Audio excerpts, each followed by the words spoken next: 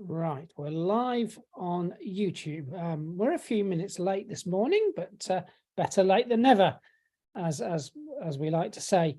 So welcome to the last 100-word challenge of the term. We've enjoyed doing our 10 100-word challenges of the term. It's worth noting that not everybody has the same holidays, school holidays around the world, and not everybody joined the teaching world, the 100-word challenge right from the beginning. So if you want to, I'll just show you. If you go to the Teaching Live website and you go up to the top, you can on the tab at the top, all the old 100-word challenges are all in the menu. So you've got the 10 from this term, and then you've got the 10 from, it's the 6 from the autumn term. So there's 16 separate 100-word challenges on the website. We'll combine all these ones into the single menu item. So you can always go back and watch the videos and do these 100-word challenges anytime you like. You don't have to wait for us to launch a new one. You can do them anytime you like. And you've got lots of content there that you can go at whenever you want. So if you've just joined the 100-word challenge and you think, oh, this is the last one this week, if you want to do some of the old ones, just go ahead and do so. They will all appear on the website in due course. The other thing to mention is that it's the last one before the Easter holidays. Most schools, not all schools, but most schools are breaking up on Friday, so we're off on our Easter break too. And if you want to know when the 100-word challenge is going to be next term, if you go to session times on the website and you look at the session dates, ignore the Teaching Live grammar dates because that's a separate thing. The Teaching Live writing dates are the days we will be doing the 100-word challenge. So we'll be back on Monday, April the 24th. And then just keep an eye on those dates, because we in the UK, we've got various things like the coronation and bank holidays going on that means that it's a bit of a broken up term, but all the dates are on there for when we're going to be doing the 100-word challenge in the summer term. So we can hope you can join us. And we'll also mention the fact that the thing that keeps us going is our subscriptions to our writing, Teaching Live Writing and Teaching Live Grammar. These are paid for sessions that we run every term and gives us the capacity to be able to do things like the 100-word challenge. Without our subscribing schools, we wouldn't be able to do the 100-word challenge. So if you think you've enjoyed the 100-word challenge and you want to extend your work with us, do consider joining the Teaching Live Writing, which is creative writing, or if you think you need to work on your grammar, subscribe to Teaching Live Grammar.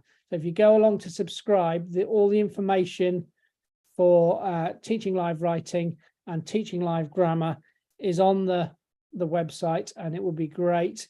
We'd love it if you could join us for those sessions as well. So anyway, last week's 100-word challenge, I'm racking my brains as to what I did last week. Can you remember what you asked people to write about Pie?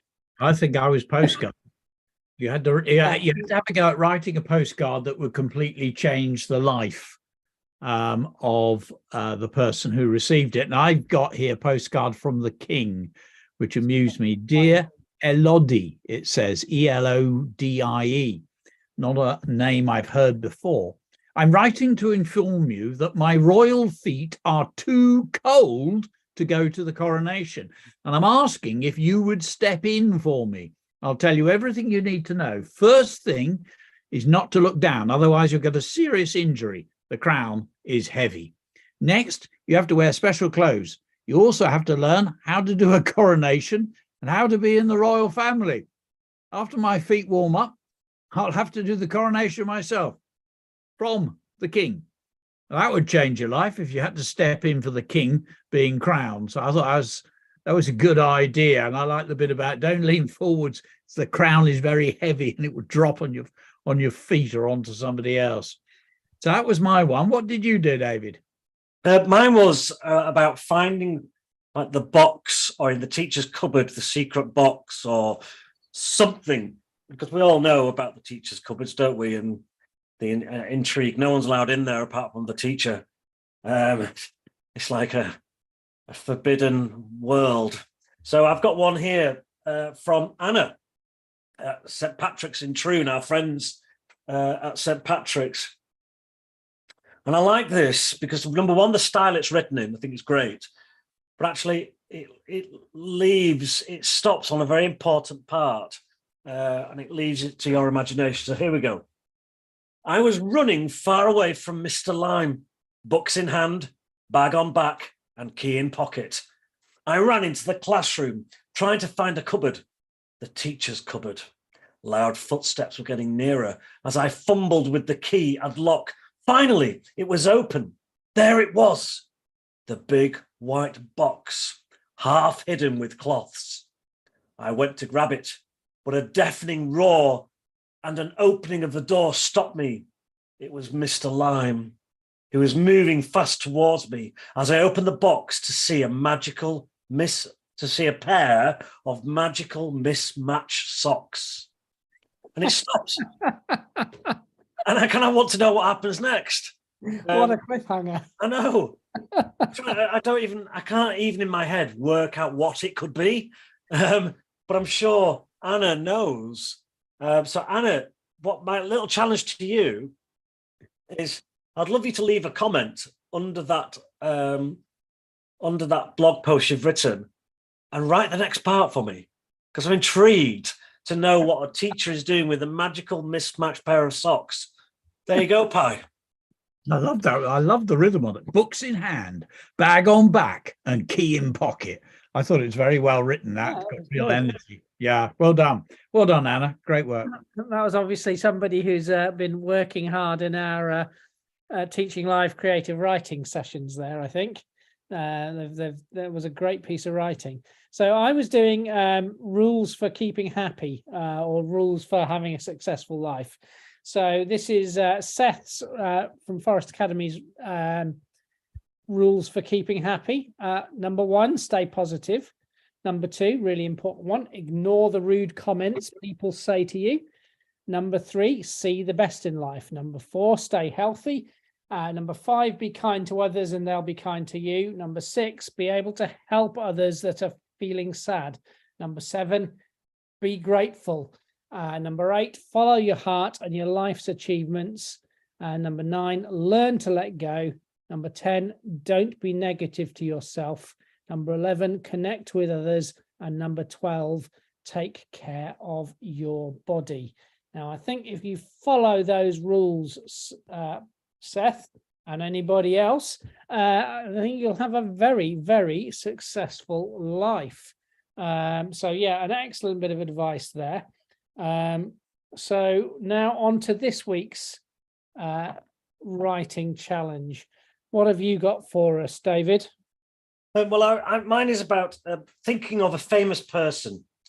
So somebody that you may have, someone that you know of fairly well, I expect. So think of this famous person and what would the contents of their bag be, or their pocket, or their lunchbox? Because it could be quite surprising. It might not be the usual type of stuff you see in there, and it might be the very opposite of what you'd expect. So yeah, it could be anything. So, if it's the Prime Minister of Great Britain or the King, in his pockets could be, a post-it note from, let's say from, I don't know, the Prime Minister saying something. It could be, I don't know, a gun. It could be a magic recipe or some magic beans. I don't know. It's entirely up to you. but I think there's a lot of scope there for using your imagination and maybe some twists in terms of what might be unexpected. Ah, right. Okay. Pie. Well, I one of the things I've always wanted to be is invisible, Oh, because yeah. I reckon if you were invisible, you could do all sorts of things. So I used to dream about this when I was a kid, what I would do if I was invisible. And that's my challenge. So 100 words on what sorts of things would you do if you were invisible? Pie's got a very cheeky grin going on there. I have, haven't I? and a glint in the eye. Yeah. You'll get up to mischief, Pie. I'd be straight down the local cake shop, I think. I would be Eating all the cakes. up to all sorts of naughtiness if I was invisible. But what would you do if you were invisible? Absolutely, indeed. Yeah, that would be a very good one. Now mine is again, it's on a similar lines, something that you know about that nobody else does. So this could be all kinds of things. So what I'm thinking of is secrets in your local area. So for example, you might know the fact that at the bottom of your garden there's a large oak tree, and hidden in the oaks there's a small fairy den where fairies live. Or I lived near an old World War II aerodrome when I was a child, and we used to go rooting around in the air raid shelters and in the old buildings. And what did we find in there? What secret thing did we find in one of those old buildings?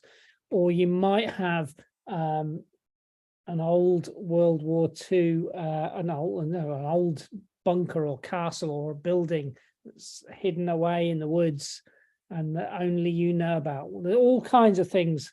Or it might be the solution to a big problem. There might be loads and loads of people charging around panicking because they can't find the key to the teacher's cupboard, and you're the person with the key. You've got the solution to the problem. So lots of different ways of approaching it. So in summary, so you've got David, you've got the contents of a famous person's pocket or bag.